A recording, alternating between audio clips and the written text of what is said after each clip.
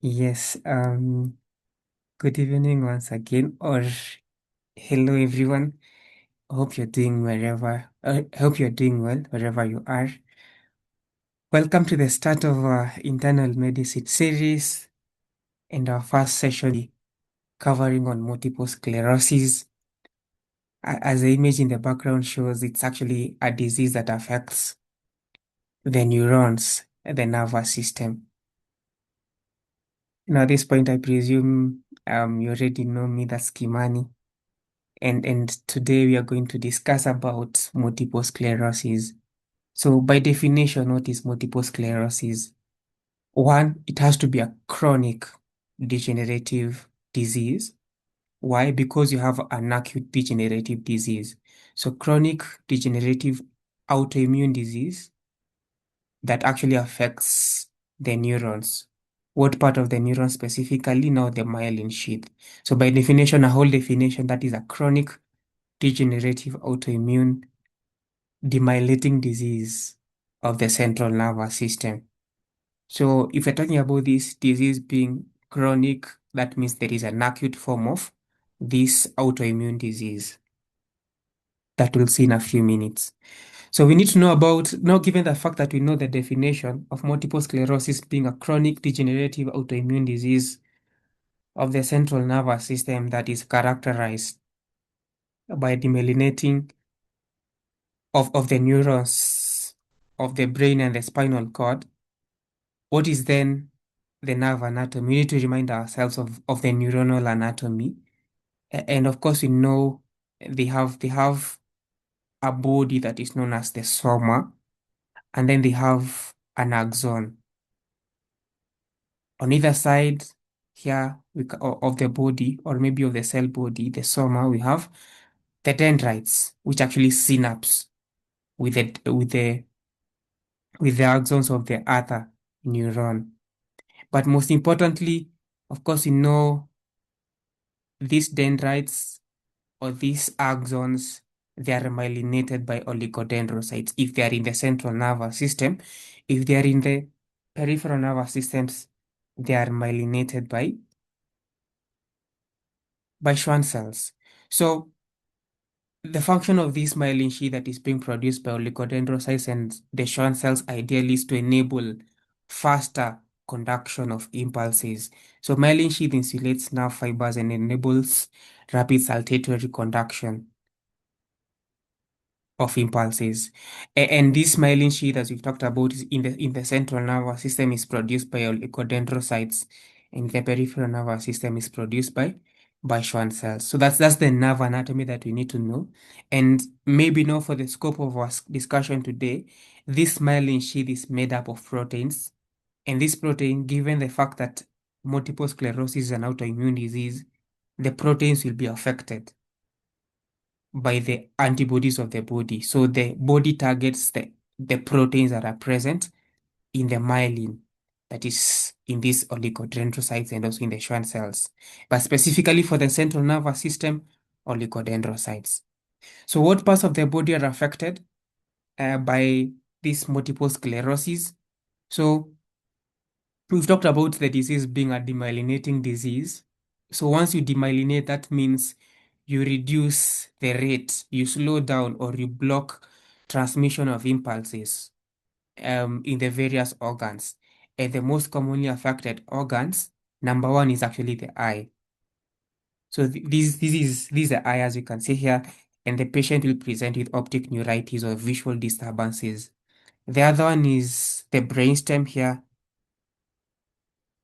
and the brainstem now the patient will present with features affecting the cranial nerves, some of them being diplopia and dysarthria. In addition to brainstem and the optic nerve, cerebellar pathways, remember the cerebellum will be affected, so the patient will develop ataxia, nystagmus, and other features. Spinal cord lesions will be present. So according to the tract that will be affected, the patient will present with weaknesses or sensory loss according to the tract that has been affected. And then, of course, in the brain, we usually have periventricular white matter. And this periventricular gray matter, there are areas that actually um, that allow or maybe the blood-brain barrier is not as intact in the periventricular areas. And in those periventricular white matter areas, that's where you have cognitive and motor function. So if you have lesions in the periventricular white matters, you'll have cognitive and motor dysfunctions. So, but the most important areas that are affected by multiple sclerosis is actually the brain, the spinal cord, including the brainstem, the eye. Those are the most common ones. Then now issues to do with the urinary incontinence and um and the and the enteric nervous system. It can also be affected, but after chronic or maybe after a period of time. So the primary or acute features that will present with features of the brain and features of the eye. But features regarding urinary incontinence, constipation, and such, they will present in later or maybe after chronic or late manifestation stage of the disease. So, what can predispose us?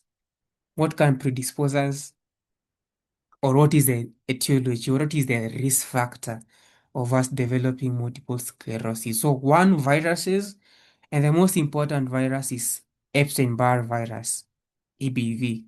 Epstein-Barr virus. So a patient maybe develops infectious mononucleosis. And the other virus is actually human herpes virus 6, HHV6.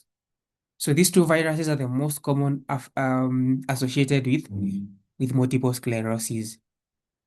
Then females, as you can see in this, so females, female gender, who are actually in the age of 20 to 40 years. And actually it has been shown that the ratio between females to males, actually three females will be affected by multiple sclerosis in regards to one male. And also genetically, you can have genetic mutations, genetic predisposition, where you can have HLA-DR.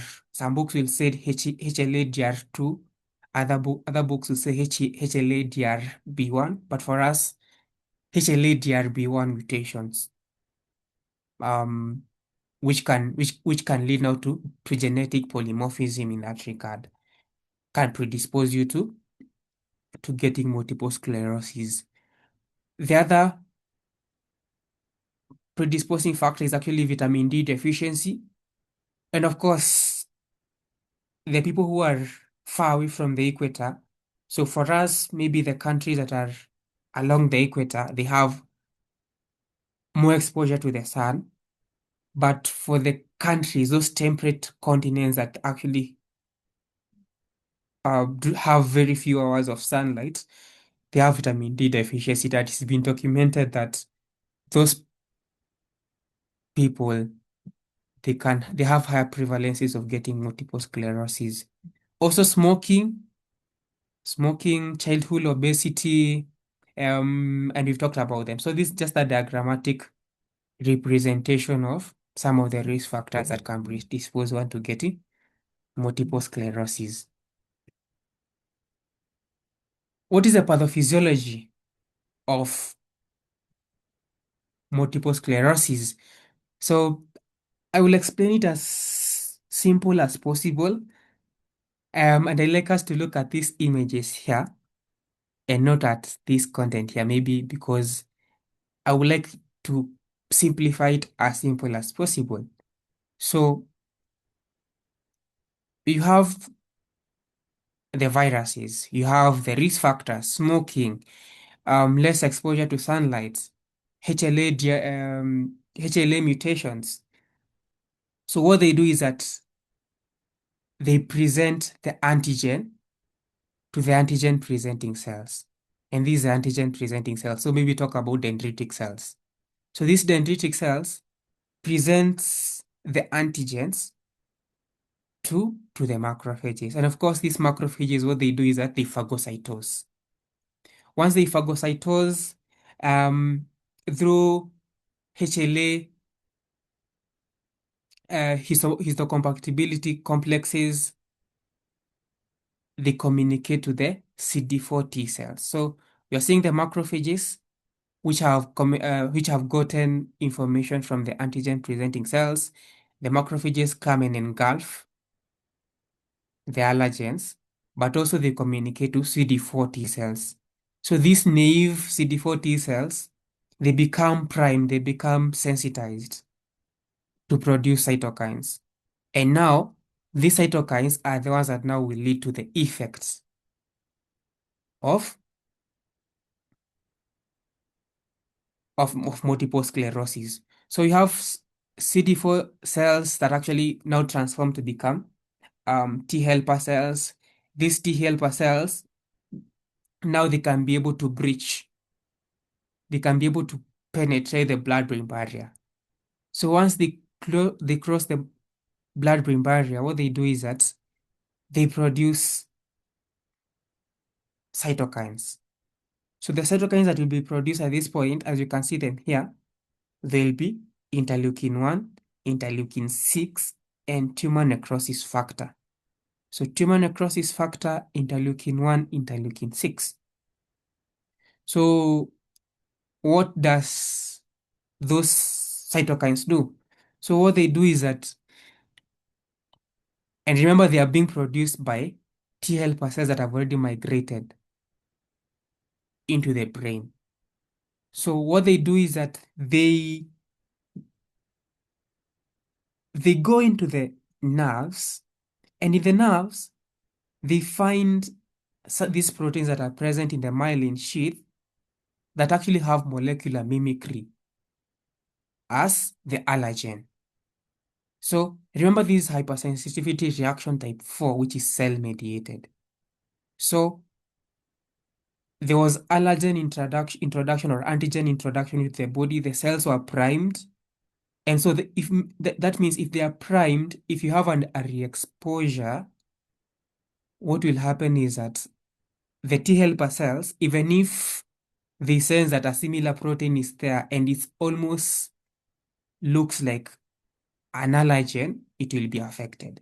So you have now the proteins that are present in the myelin sheath, and then they have molecular mimicry as the allergens or the antigens. So what happens is that now the myelin sheath is affected.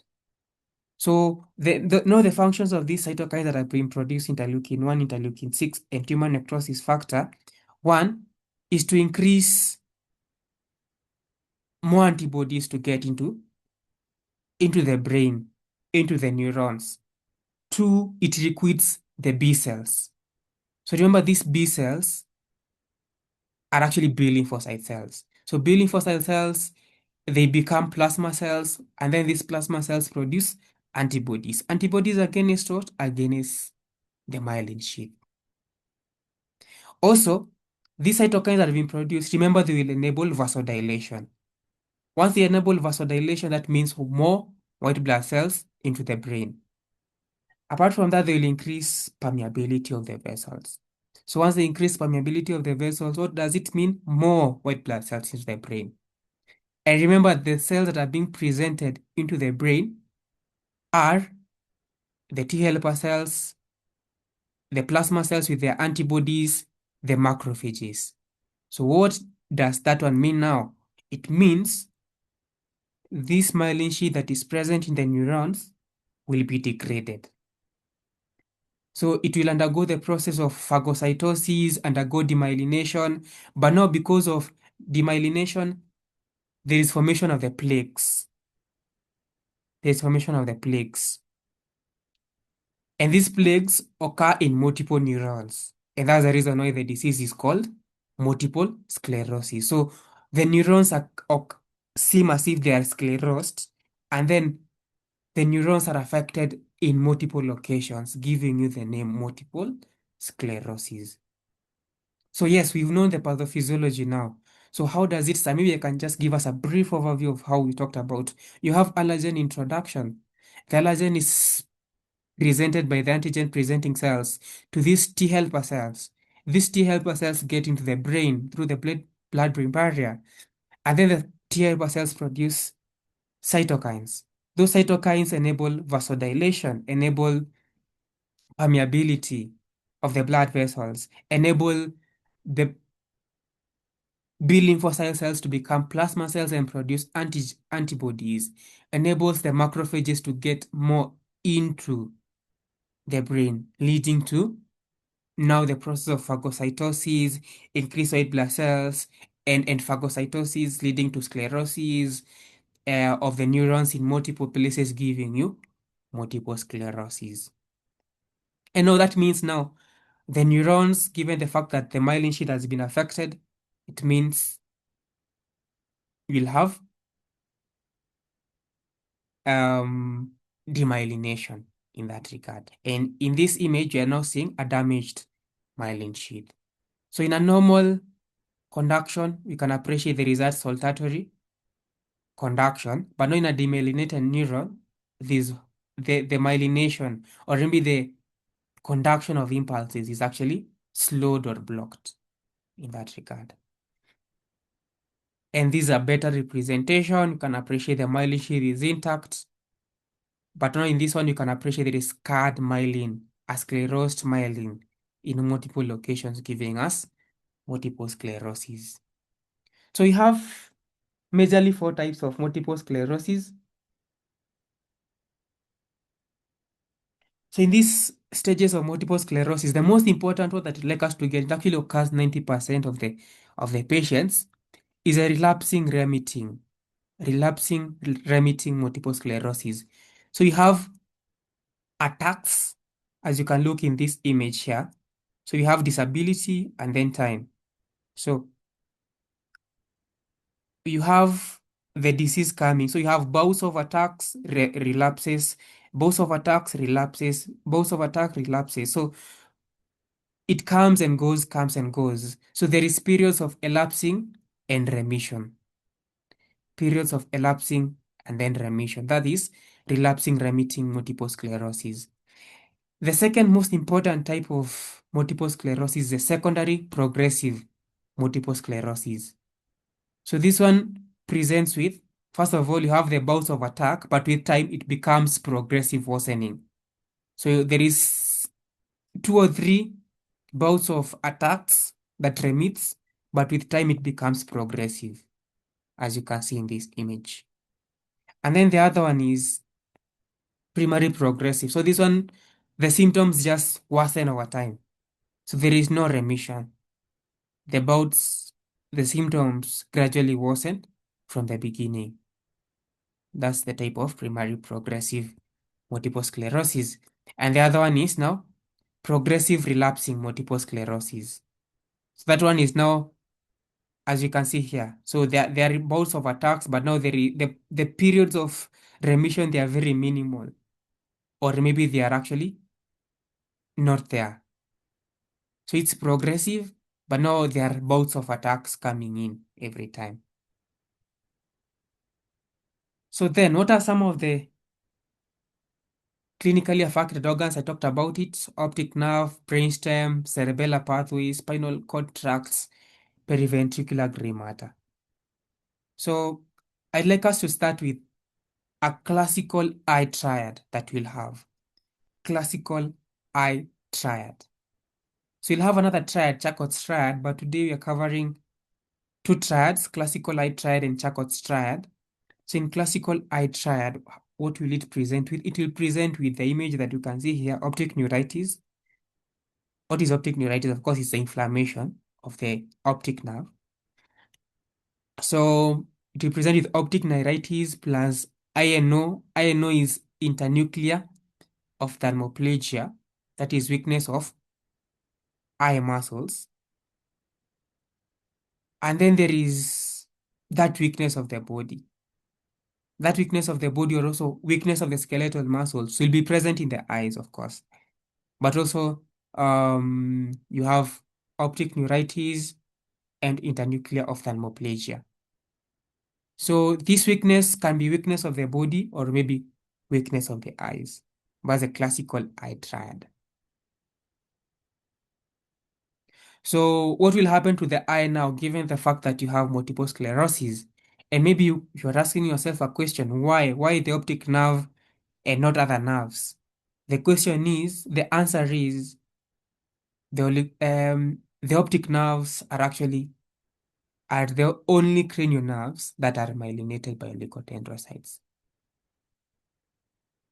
So something like now the vagus nerve, once it gets into the peripheral nervous system, it's actually myelinated by Schwann cells in that regard. But now optic nerve is myelinated by oligodendrocytes.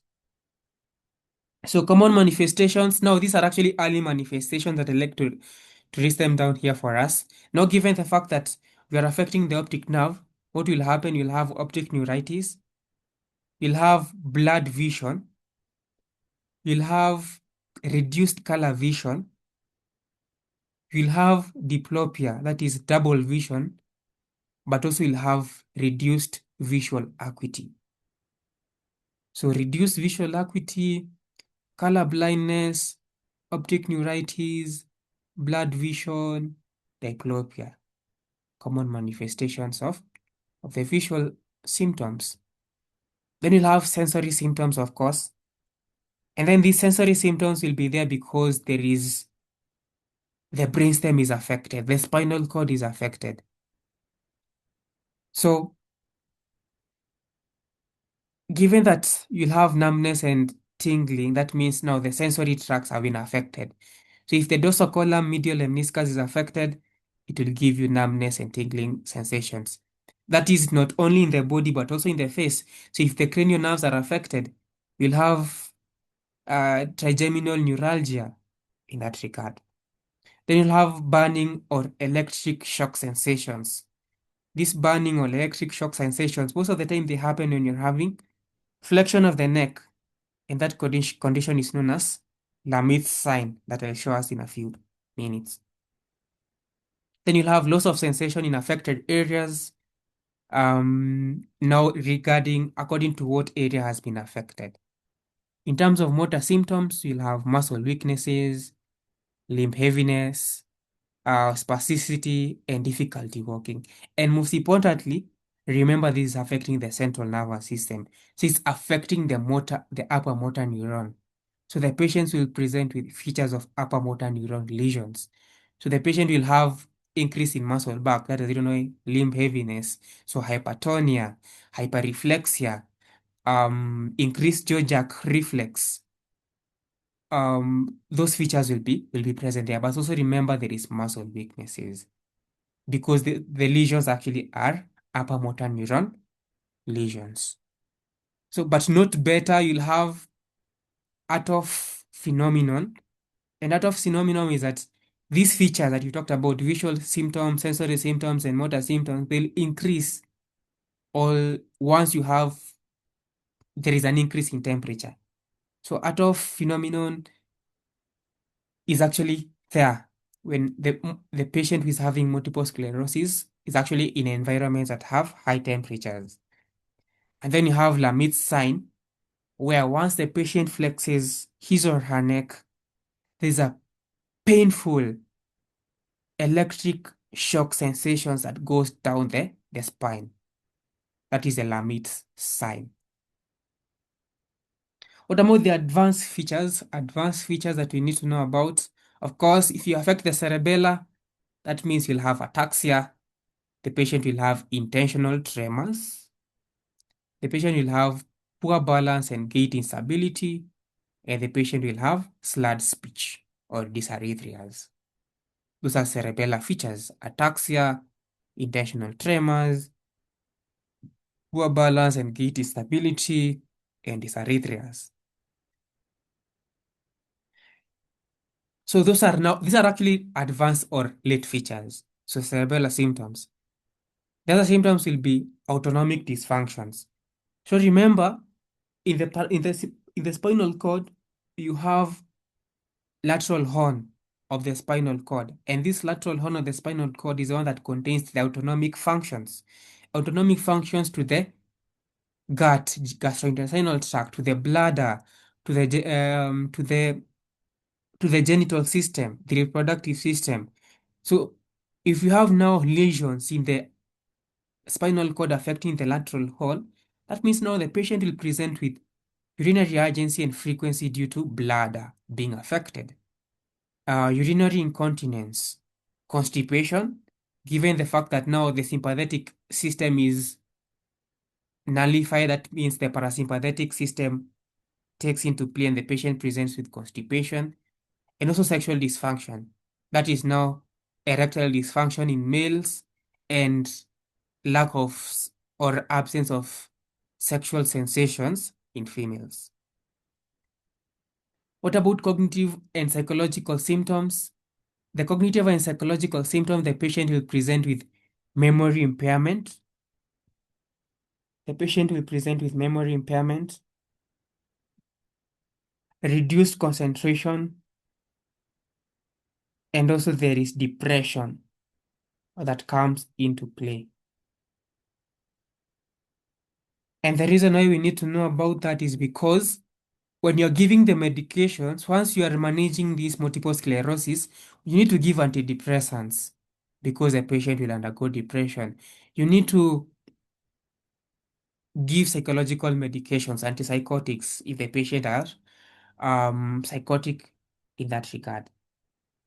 But yes, the whole point to that we need to appreciate in here is that if the periventricular white matter is affected, the patient will present with memory impairment. So the patient will become more forgetful. The patient will be fatigued. The patient will become easily irritated. Cognitive features that we'll appreciate in multiple sclerosis. Um, then the other one that we need to know, so we talked about the classical eye triad that presents with optic neuritis, internuclear ophthalmoplegia, and weaknesses. Also, the patient can present with classic Charcot's triad, and this classic Charcot's triad will be nystagmus, intentional tremors, and scanning speech. This scanning speech is the one that is most referred as staccato speech. Staccato speech. So those are the late manifestations. Then how do you diagnose? How do you diagnose a patient with multiple sclerosis? That means you need to take a very, very extensive history, a detailed medical history and neuro exam. So for you to know the episodes of this multiple sclerosis, if it's remitting, if it's relapsing, you do the neuro exam, you do and check visual acuity, you check if there is any weaknesses in the body, hypertonia, hyperreflexia, those features, you'll be able to see them in clinical assessments. But now the gold standard for diagnosing multiple sclerosis is actually magnetic MRI, magnetic resonance imaging. So this one, it will detect demyelinating plaques in the brain and spinal cord. Maybe just to mention about Johnson fingers that will be able to see Johnson fingers that you'll be able to see in MRI images. And then you'll be able to appreciate that this MRI will demonstrate dissemination of lesions in space and time. Okay, so you've clinically assessed and you've seen features of multiple sclerosis. You've identified that this is MRI by these multiple sclerosis by MRI. And then now you want to check if you take CSF through lumbar puncture, if you take cerebrospinal fluid and do some CSF analysis, what you'll realize is that after you've done electrophoresis, you'll appreciate the least oligoclonal bands because of the increased antibodies. Remember, we say that you have excess production of antibodies. So antibodies now will present in the CSF, and the CSF now will contain the antibody. So that will now support your diagnosis. And then another thing to appreciate is that the CSF will have increased number of white blood cells, a condition that is known as pleocytosis. Increased WBCs, a condition that is known as pleocytosis.